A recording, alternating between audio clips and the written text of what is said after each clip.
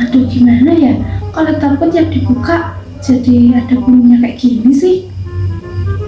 Mending langsung hubungin internasional komputer aja deh.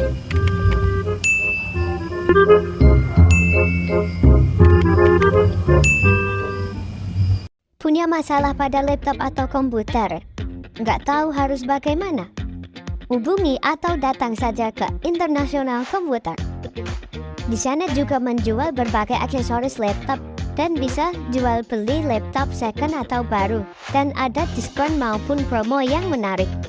Ayo, tunggu apa lagi? Datang langsung ke Internasional Komputer.